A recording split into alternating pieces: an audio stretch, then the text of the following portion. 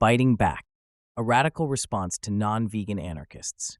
Anonymous, 2017. While there are certainly a number of radicals who recognize the oppression of non-human animals and are fighting against it, we continue to see non-human animals offered as food items at many radical potlucks, book fairs, and other anarchist gatherings. We believe this is a hierarchical form of oppression worthy of a much-needed anarchist critique. This short essay will attempt to address some of the most common anarchist objections to veganism. We aim to inspire a praxis of insurrectionary anarchy and eco-defense by asserting a position against speciesism and the objectification of non-human animals. Definitions. Insurrectionary anarchy. Insurrectionary anarchy is a way of conceptualizing anarchism within our present moment. Rather than waiting around for a revolutionary moment in the future, the insurrectionary anarchist recognizes that the revolutionary fight is happening here and now. There will be no grandiose revolution to wait around for. Insurrectionary anarchism is focused on action. We want to create a better world in our present moment while attacking what holds us back from realizing that world. We aim to put an end to the state, capitalism, and all internal and external power structures which maintain this society. Anthropocentrism. The moralist belief that human beings are the most significant entity on Earth. Speciesism, like many other isms, is based on a line of thinking which views certain unchosen traits as inherently superior over others. Racists think they are superior because of their race. Sexists think they are superior because of their sex. Speciesists think they are superior because of their species. Speciesism arises out of an anthropocentric view of the world in which an individual holds the belief that the human is the most important animal and therefore has the right to subjugate other animals based on species. Veganism.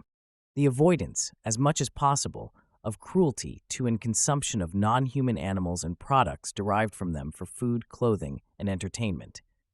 Vegans view all animals, human and non-human alike, as beings with their own desires and potential for freedom. Radical veganism is a logical extension of anarchist thought which recognizes the situations faced by all beings under attack by oppression, not only the human. Veganism, in this respect, proposes the constant reflection and deconstruction of personal positions, behaviors, and actions in the forever changing relationships between individuals, the world around us, and the dominating systems imposed onto us. Here are 4 common objections to veganism presented by anarchists.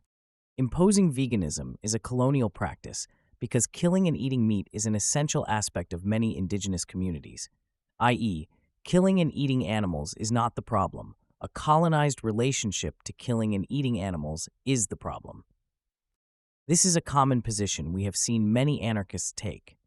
Interestingly enough, we find it is most often evoked as a response by white anarchists, assuming a position as an ally to indigenous people. Many anarchists believe they are somehow speaking on behalf of indigenous people or seeking to further the traditions of indigenous people. This simplistic use of identity politics is nothing new. One need not look far to realize that there are a great number of indigenous people who are vegan today, as well as a number of indigenous people whose customs never centered on consuming animals. There is no monolithic indigenous culture to evoke, and therefore the gesture is meaningless. There are only multitudes of indigenous people with their own beliefs and customs. Attempting to justify hunting and/or non-human animal consumption by romanticizing indigenous people only plays a role in homogenizing the experiences of all indigenous peoples. I oppose factory farming, but there is nothing wrong with killing animals outside of capitalism, i.e., killing and eating animals is not the problem. Killing and eating animals under capitalism is the problem. This objection to veganism assumes that under capitalism, factory farming is the only harmful experience attributed to non-human animals. While yes, slaughterhouses look better up in flames, at the core of speciesism is a hierarchical relationship between human and non-human animals, which is reflected in their everyday use for entertainment, pharmaceutical testing, and fashion trends involving their skin and fur, which justifies their oppression beyond just capitalism. Since the social relationship to non-human animals has been heavily shaped by capitalism, they are viewed as manufactured commodities rather than living beings capable of experiencing pain and suffering. While the elimination of capitalism and factory farming will end the institutionalized manifestations of speciesism, only an elimination of human supremacy on a personal level will create new relationships with non-human animals, relationships based on respect for their right to bodily autonomy and freedom from human domination. Veganism is only a consumer activity and not inherently anti-capitalist. Boycotts don't change anything, i.e., there is no ethical consumption under capitalism. All too often, this objection comes from a perspective that mistakenly assumes liberal veganism represents veganism as a whole. On an organized level, radical vegan groups and cells like the ALF, Animal Liberation Brigade, Animal Rights Militia, etc., have destroyed hundreds of thousands of dollars in property and terrorized the state into creating the Animal Enterprise Terrorism Act. On an individual level, veganism is an attack on the day-to-day speciesist power structure, a power structure invisibilized by social normalcy.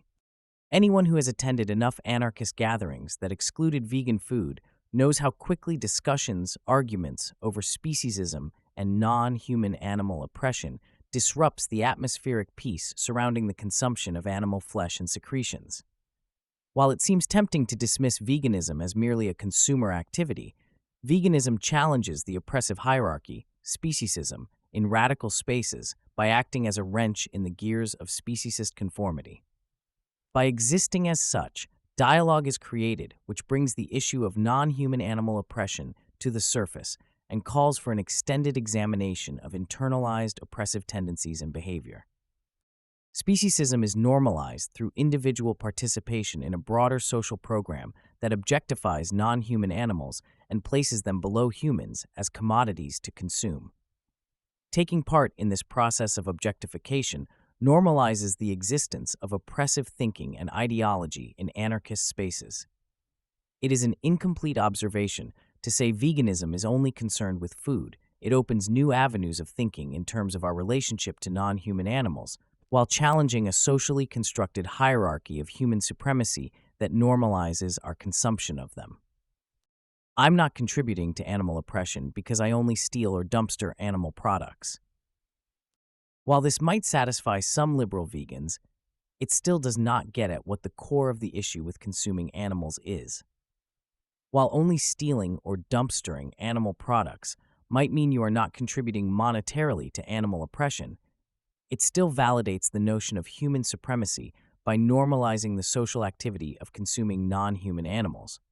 By stating, it's okay if it's not bought and otherwise would be wasted, people who dumpster animal products reduce veganism to a boycott strategy rather than an anti-speciesist anarchist analysis of the ways that humans relate to their surroundings. Simply put, dumpstering animal products undermines the necessity for developing personal, non-hierarchical relationships with non-human animals, which destroy their assigned commodity status. Conclusion: veganism is not merely a dietary choice, but a challenge to the dominant anthropocentric narrative. It is not about purchasing different products, but cultivating new relationships with non-human animals, which are not based on hierarchies and oppression. While there are still anarchists who feel waiting for the collapse of capitalism and supporting the ALF is a sufficient enough approach to anti-speciesism, many of us recognize the social and dietary framework which enables speciesism and the need for its total destruction. Anarchists are quick to recognize that racism, sexism, and homophobia will not simply go away upon the collapse of capitalism, and they must be fought here and now. These same anarchists, however, are often unwilling to apply this logic to speciesism. If we want total freedom, we must cultivate new relationships in our everyday lives. This means fighting oppression on every line, including the line of species. Refusing to do so is not coherent with anarchist and autonomous practices. We are not asking for bigger cages, but the destruction of all cages, along with the ways of thinking that create them. Towards anarchy, through individual and collective negation of this society and all its internalized roles, in solidarity with the wild against the prison world of human supremacy.